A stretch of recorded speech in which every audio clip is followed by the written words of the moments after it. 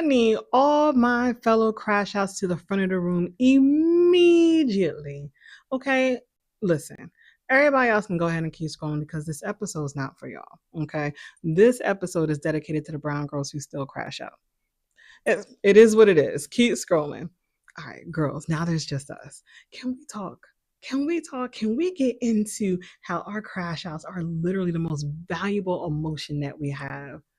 And I get it. The world does not want us to talk about these emotional outbursts the way that we do, not the way that we about to tonight. But guess what? We don't give a fuck. This is our space. This is our space to unlearn the shit that's been holding us hostage. And sis, this one right here has been holding us hostage. Yeah. Yes, this is definitely one of them. Because you ever look back at your crash outs, you ever look back at the destruction that was left behind, and you ask yourself, like, yo, how did I get here?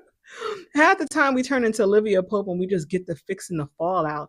Or you could be like me and thug that shit out and adopt that it is what it is mentality and move the fuck on with your lives. But one of the things that we don't do is we don't pause long enough to really look into seeing what that crash out meant, which means that we're ignoring a shitload of data.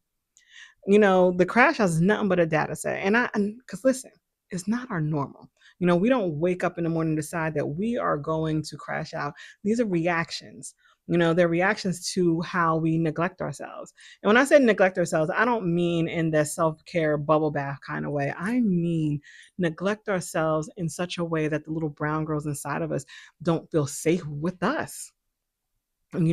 Or that deep down inside that we are tired of our own shit, not speaking up for ourselves, not listening to our guts. And if I'm speaking for myself, going with the flow when I know I desire a plan, structure, and stability. And you can't forget about the boss level of self-neglect, and that's prioritizing everyone else's needs before our own. So tonight we're going to get into one of my favorite crash outs, and we're going to look at that shit like a case study, because that's going to help us learn how to peel back the layers and get to the roots of our crash outs so that we can start to identify as former crash outs. But still keep a little bit of grace in our back pocket, because there's going to be time that you still going to have to flip them fucking tables over from time to time. So, are y'all ready for a little brown girl story time? Because I want to take you back. I want to take you back to circa 2013, where Blue Eyed Soul was on the radio, but we were still dancing and falling in love to 7th Street and Chris Brown Won't Stop. Y'all remember that? Y'all remember that? So, now that I set the scene, let's get into the crash out, because this is my oh shit moment. Like, everybody had to have an oh shit moment. That moment in your life where you realize that you really are going down a destructive pattern in your life. You're either going to go full speed ahead down that road, or you're going to change lanes and do better. Well, this is my oh shit moment. So honestly, it started with a text, a dismissive little vibration that felt like a slap in the face, and all it said was not feeling well. That was it. That is how he canceled a last minute date, plans that we've been had, and I ain't gonna hold y'all. It was a wave of disappointment that washed over me, but it was also quickly followed up by my brown girl spidey senses of unease. Because usually a last minute cancellation, let's be honest, it's a phone call. It's a groggy explanation that is paired perfectly with an apology. But this time it wasn't. So I did finish my bath before I called him back. But when I called him back, the silence was immediate and unsettling, because it went straight to voicemail. There was not a single ring. It was nothing. It was weird. I try to be, cool about it and leave a breezy message sounding unbothered, but the seed of doubt was planted, but the way that hours crawled by with no callback. And then this little voice in my head said, child, he ain't sick, he avoiding your ass. And that little voice is all my crazy needed to be activated. And the logic that she brought to the table, the logic that I did for the next events, was to check on his ass in person, because clearly he was too sick to be alone. So I did what any girl would do on a mission that lacked data or lacked logic or anything. I pulled up. Yeah, I pulled up and at least I brought like some cold medicine and a ginger ale. I called that my loving girlfriend care package. So when I got there, I knocked on his door, all polite and sweet, like I normally do to let him know that I'm here. Hey, nothing.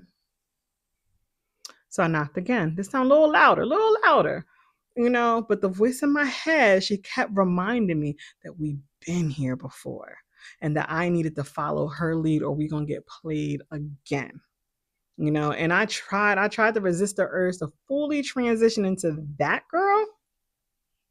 But then she told me, she said the thing that I was scared to hear, y'all, she was like, this reminds me of the time that Deshaun was cheating on you. Child, the way that crazy switch flipped, logic gone. All that was left was irrational need for answers. And that's when I started banging on the door, hands and feet banging on the door. The shit was shaking. He finally came downstairs, wrapped up in a blanket like he'd been asleep for days and everything. Child, the way my adrenaline rush crashed immediately. My righteous anger dissolved into a wave of mortification because how did I let myself get so worked up so quickly? And I even opened my mouth to apologize because I'm still holding like a dummy this care package. It's feeling heavy as fuck. I'm ready to offer my unsolicited nursing services. But before I could offer a single word, he exploded. He's like, why the fuck is you kicking my door? And his voice was so rough and raspy. Like, I'm like, oh shit. Like, and today in hindsight, I can definitely say that was a very valid question that he has. But in that moment, I was so fueled by hurt and lingering suspicion. I gave him my nervous smile and I damn near whispered that I was worried. My attempt at normalcy, it was met by nothing but anger from him. And he told me to take my crazy ass home before he slammed the door in my face. Baby, the way I had to pick my pride and my ego up off the sidewalk and before I rushed back to my truck, but something said, look back. And when I looked back, I swore he was watching me from his balcony. And at first, like my insecurities kicked in and it was like, yo, your insecurities ruined us, and then my spidey senses was right because a woman walked up next to him. Yeah. And he quickly like turned around and turned the lights out, but I already seen it. And I'm rushing back to my truck, and I'm so upset. But then that little voice, she came back again, but this time she wasn't little. No, no, crazy. She got loud because now she was pissed. She was like, I fucking told you. My hands is gripping my steering wheel. I am pissed, and I'm like, why didn't I see this? How couldn't I see this? And that's when I reached in the pocket on the side of my door and I felt this familiar grip. Child, I felt the knife that he gave me for my protection. And crazy brown girl is now running the show. She said, tonight we gonna get our lick back. Okay. And so I jumped out the car and I'm walking back to his apartment, talking to myself in third person. If you see me, you definitely would have thought I was crazy because I'm like this. Oh, he ain't see crazy yet, but he about to meet her. At that point, the next few moments were a blur. Okay. It was like adrenaline and singular focus. One moment I was walking across the parking lot, the next I was crouched down low by the passenger tire of his brand new 2013 Audi. When I tell you my heart was beating so loud that I just knew that I was going to wake the whole complex. But I didn't give a fuck at that point. He was going to feel this pain when he came downstairs to 3 sliced tires because, 4. Well, y'all, the girls who know, But here's the thing.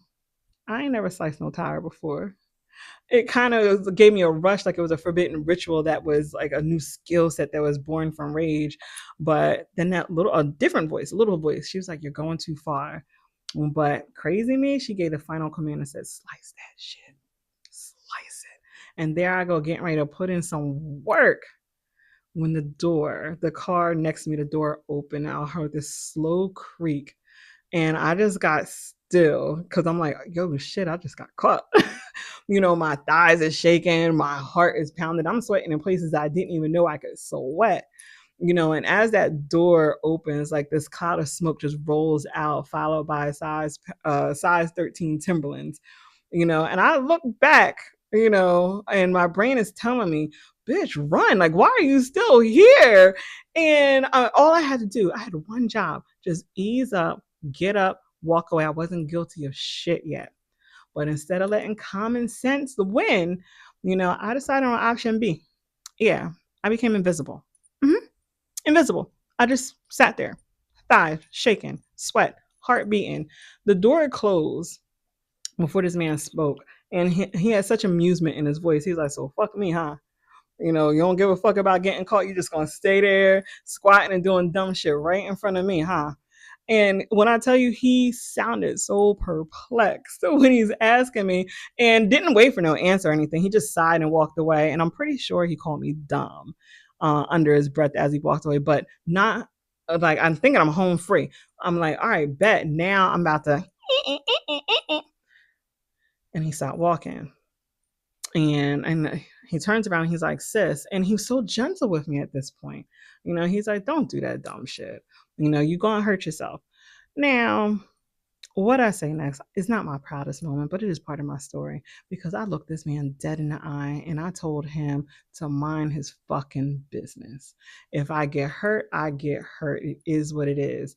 When I tell you the way this man laughed at my dumb ass, like he laughed so hard before he kindly let me know he didn't give a fuck about me or the night that I was having. He took a pull on that blunt and he just said, I could tell by the way that you holding a knife that you're not built for this. Yeah. He said, you're going to fucking cut your hand, probably fall back, hit your head and dent my shit, or at the very least get blood all over my shit. And I don't want that for me. When I tell you, all I could do was roll my eyes and tell him whatever. I mean, he had very valid points. But like I never did this before. And he was making complete sense. Like I'm thinking to myself, bitch, you never sliced a tire before. What if all this and all that you're doing right now ends up with you with stitches and a concussion? Like common sense, she's trying to fight back at this point. she's trying to pull me back, save me from myself. And that little voice put common sense in a headlock and was like, no, we're committed to this. This man, this stranger, this blunt smoking man, he not gonna stop us from getting our lick back. Common sense, she tried to break loose and everything, get us out of there, but no, she wasn't winning. And then homeboy stopped again with that one final attempt to save me. He's like, yo, if you was my sister, I'd tell you to walk your dumb ass away. But since you're not, he pulled on his blunt again and he took a little smirk. He's like, I'm going to give you this and you do with it what you will. And I'm looking at him completely confused at this point. I'm like, what is he trying to give me now? And all he did was point towards the door of the Audi and he was like, the door's open. And he said that shit so nonchalant. And he's like, cut his leather instead. Or take your dumb ass home. And just like that, y'all, when I tell you just like that, my crazy was reactivated and supercharged because at that point, my Timberland wearing Wade smoking fairy god nigga gave me everything I needed to finish the mission.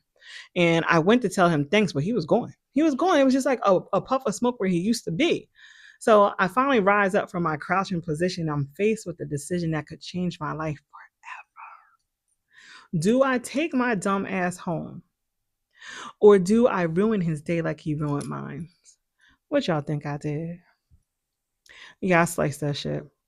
I sliced that shit. There was nothing mature about me back then. I wasn't trying to be a grown up. I sliced that shit. And when I tell you, there's something satisfying about the way that leather parted every time I stabbed and dragged. Not only did I slice his shit up, but I skipped my happy ass back to my car. It was like a twisted sense of accomplishment bubbling inside of me as I got in there. I blocked him on everything before I even pulled out the parking lot. Now, as you can imagine, he definitely assumed that I did it because the next day he did show up at my house accusing me, moi, of the very thing that I did. Like, how dare he make me lie to him in his face? So now that y'all know what I allegedly did, let's get into the lesson that the crash out taught me, because that wasn't just a crash out. This is what I'm talking about. This is a data set. And most of us, what we do after crash outs, we only focus on what we did. We focus on how we pulled up, how we went off, how we, cut somebody, cut some things, whatever. We talk about all those things. We talk about our empty promises to ourselves that we never gonna let nobody ever trigger us like this again. And then we try to move on. So we think until we repeat it. But tonight we're going to pull the layers back because it's never about the moment. For me, it started with the trigger. And the trigger that I was ignoring was the inconsistency, the shift in behavior, but it didn't stop there because that moment it activated past wounds. It reminded me of a time that I had been played before. And then I started telling myself a story. I started telling myself a story that I was about to get played again, but instead of checking the story or communicating what I needed, I acted, I reacted. And if I'm being honest, what I actually needed in that moment wasn't to get my lick back, it was clarity. But, you know, I need to know where we were going, what we were doing, and I needed to know if I was the only one. But these are all things that I never said out loud. I just instantly put myself in a role that I was never asked to play. And I went with the flow. I abandoned myself on more than one occasion. And we stack all that shit together. I have my unspoken needs. I have my fear of rejection. I have an unclear situation. And then I have emotional buildup. From that, you don't get communication. You get a crash out. Somebody get their shit sliced up. But if we really want to grow from our crash outs, we got to ask ourselves better questions. We got to ask ourselves any questions, like what triggered me. What did it bring out of me? What did it remind me of? What story did I tell myself? What did I need that I didn't say? Where did I abandon myself? Because we're not crazy. We're unexpressed. And a crash out happens when our truths go unspoken for too long.